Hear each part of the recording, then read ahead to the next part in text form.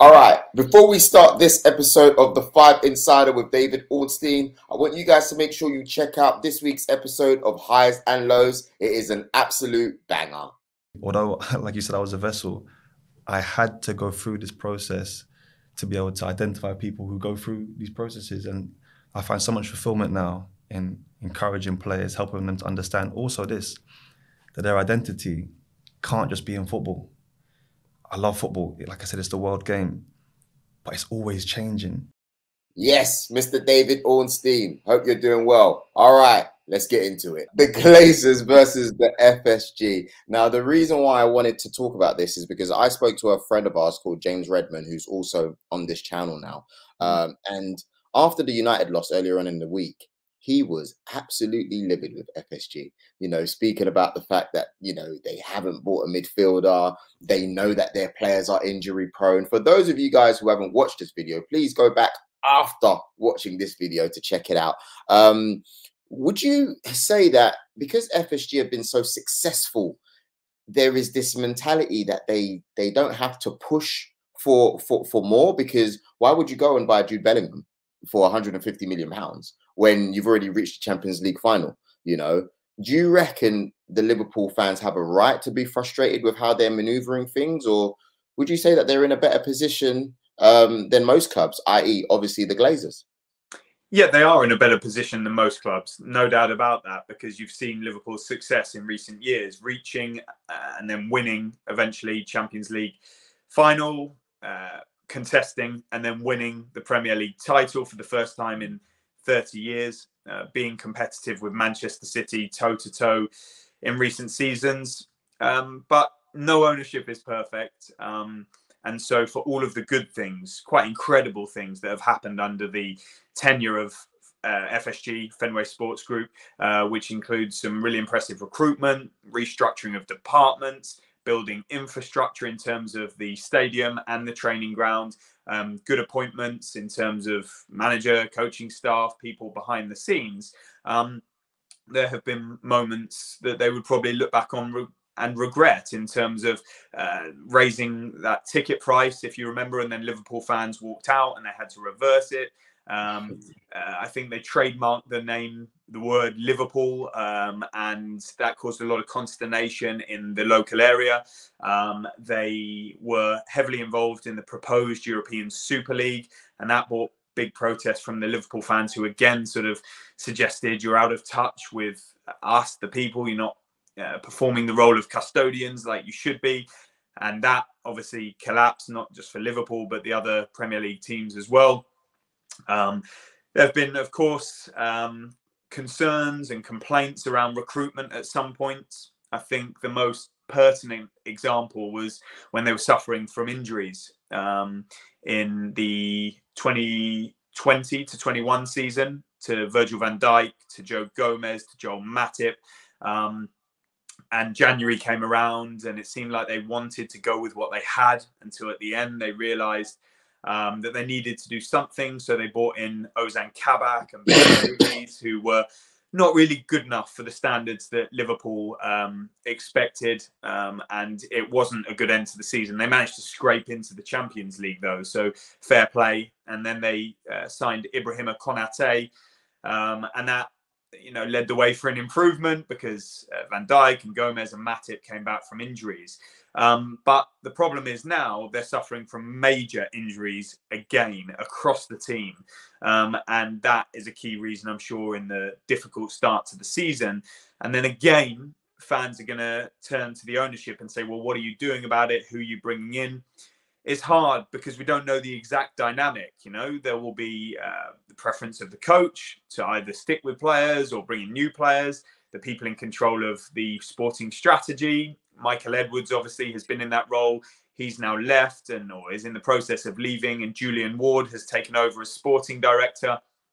You've got Mike Gordon, who is essentially in charge of day-to-day operations on behalf of FSG, but here on the ground in Liverpool a lot, he's the go-between, and has enjoyed a lot of success in that role. But of course, when times are tougher, there will be questions on him. Then FSG themselves, and whether they're making the right decisions right at the top of the tree in terms of John Henry and Tom Werner.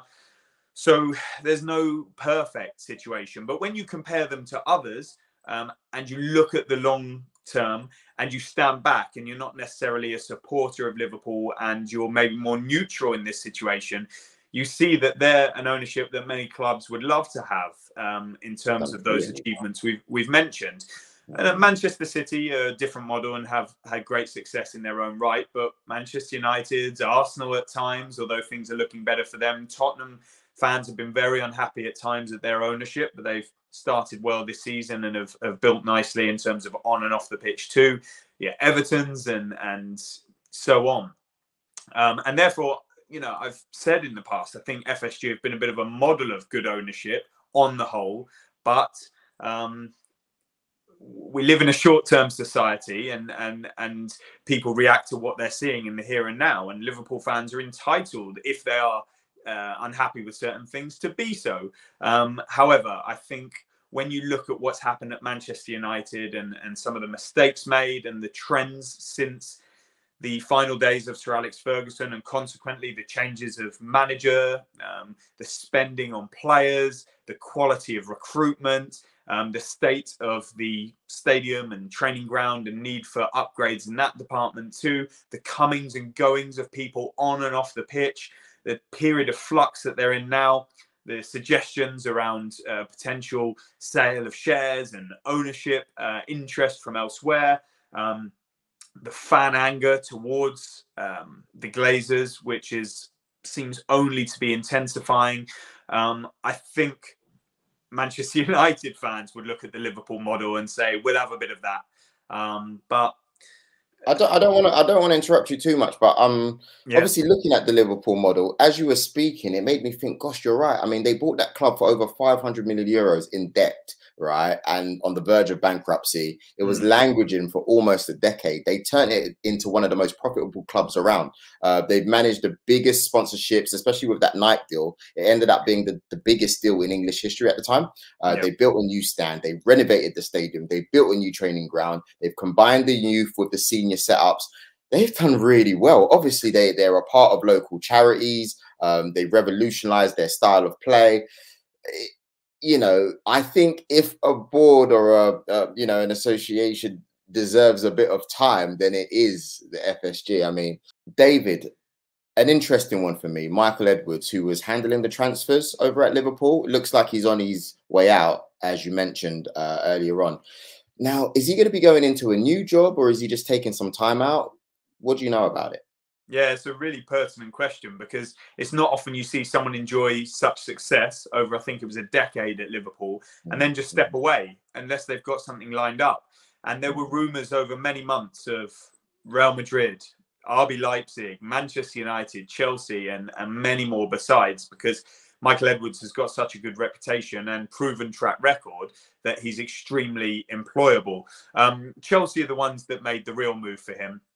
And I reported in my Monday column on The Athletic, I think the week before last, that he turned down an opportunity recently to go further with them in the conversation and potentially take the job there as technical director.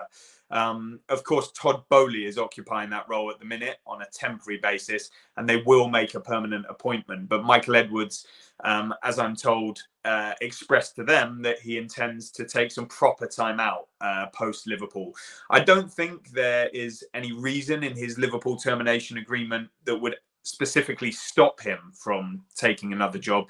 I just think it is probably time for a break after everything he's achieved there and assess his various options. He lives in the Manchester area and people think the Manchester United job would be perfect for him.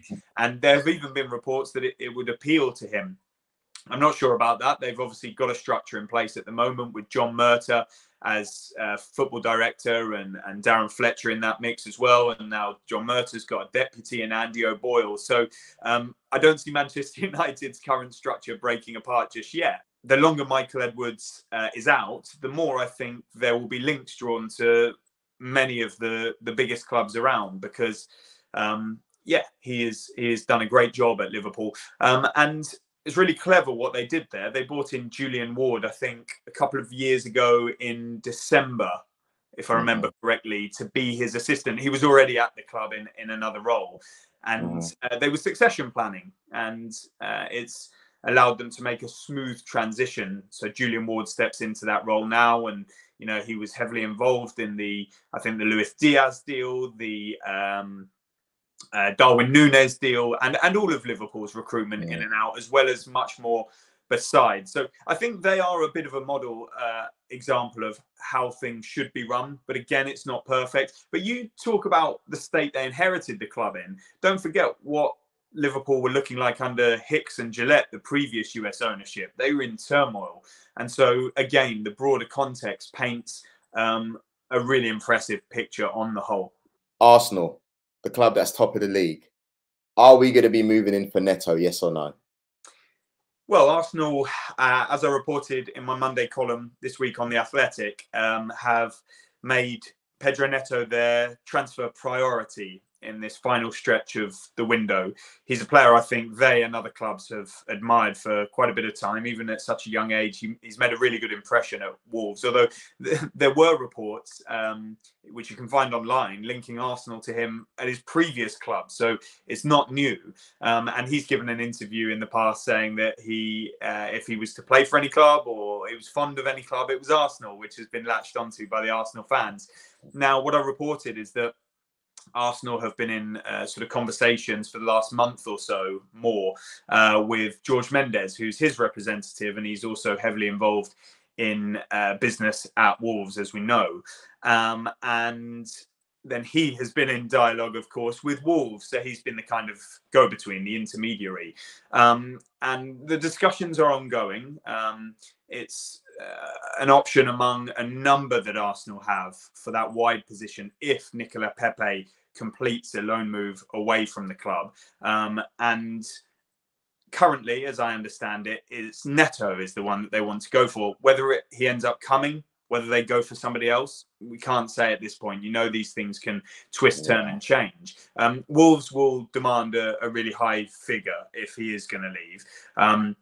Some people said in excess of £50 million. I've heard suggestions of in excess of £60 million, and that they don't expect him to leave this window. They want him to stay. Maybe they would anticipate he would leave in the summer of 2023. I don't know, beyond. They don't stand in the way of players when big clubs come calling for them. That's part of their model, but they always want to be compensated appropriately and get the money that they think these players are worth. So it's a big dilemma for Wolves heading into the final stretch of the window. Do they feel they have sufficient replacements? Are Arsenal able financially to go to the level it would take, with them being quite close to the edge on financial fair play? Wolves have brought in Guedes and Núñez, so they have done some recruitment. On the same day that I reported Arsenal's interest in Neto, we also reported that Wolves are working on a deal to sign Sasa Kalajdzic from Stuttgart. He's a striker, so it's not the same position, and he's tall and a very different type of player, but it's interesting how the money might move around in these situations. I think it's going to be a really tough one to do. I don't think Wolves want Neto to go, but as always with these situations, you just never know. I want to finally look at Leicester City and their, shall I say, relationship with Brendan Rodgers. He hasn't really been backed. He signed with Leicester in February 2019 after the departure of Claude Puel. The highlights of his tenure is the FA Cup glory. He's also won the Community Shield. He's been able to do really, really good stuff despite losing players such as Kasper Schmeichel, Chowdhury, Lookman, etc. But he still has got a good team over there. Well, loads of players have gone now. Looks like Tielemans will be going as well. Fofana looks like he's going Chelsea. Can you explain to me, is their relationship sour because he was linked with Manchester United and he seemed like he wasn't really closing it down, like shutting it down or whatever? I don't know. I just feel that since that time, it just hasn't gone right for him. No, I've seen the rumblings and the rumours about the situation with Brendan Rodgers at Leicester, but I can only speak from my experience and knowledge and what I hear, and I don't sense any major change in the situation there. The background is, as you lay out, he won the FA Cup, the Community Shield. He's had a really impressive time in charge. Brendan Rodgers is a top manager. Like, it's no coincidence that he's linked to the likes of Manchester City, Manchester United, Tottenham, Arsenal. He managed Liverpool previously, managed very successfully up at Celtic. He's renowned in the game for being a top coach and man manager, and you speak to people you trust and they rate him extremely highly, and clearly he's got a really good bond with the Leicester City players. I was at the Stockport County against Leicester City match in the EFL Cup last night, and I saw after the penalty shootout victory, or all game to be honest, the camaraderie, the connection between Rodgers and his players is really strong. But there's obviously a wider situation here. Leicester haven't spent any money in this transfer window. We don't know the exact ins and outs of their financial situation, but clearly it doesn't appear to be great. It would seem they need to sell before they can buy.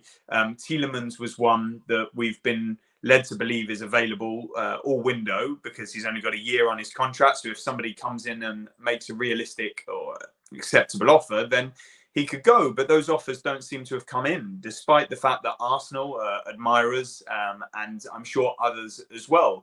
But as we sit here now, there's no move in the offing for Youri Tielemans. Wesley Fofana is the most interesting one at the moment, because Chelsea are pushing and pushing.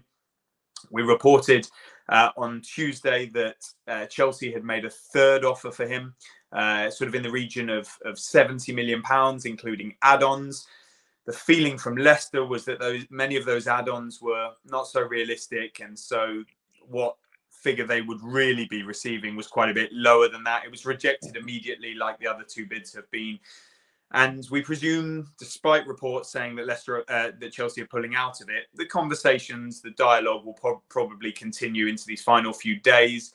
I think Brendan Rodgers said that he missed a training session. He was left out of the squad for the most recent Premier League match because he wasn't in the right frame of mind. So clearly he wants the move to happen, and his head's been turned. And people in the game that know far more about the football than me say that he's going to be an absolute top talent. He already is, and he's on the way to being even better, that his value will rise, that he's going to be a star for club and for the French national team. And so I think that is the one that could clearly raise the most money. Leicester want to keep him. They've been very clear about that. And unless their valuation is met, which we're led to believe is in excess of the £80 million they received for Harry Maguire, then they're not inclined to sell. And when Leicester say that, they tend to mean it. I think N'Golo Kante was the only aberration to that, but that was because there was a release clause. The rest, in terms of Harry Maguire, Riyad Mahrez, Danny Drinkwater among them, they get what they want. They stick to their valuations. They don't budge. And so is some compromise going to be reached? I get the feeling it probably will, but that's just the feeling. It's, again, one that these moments are really tense.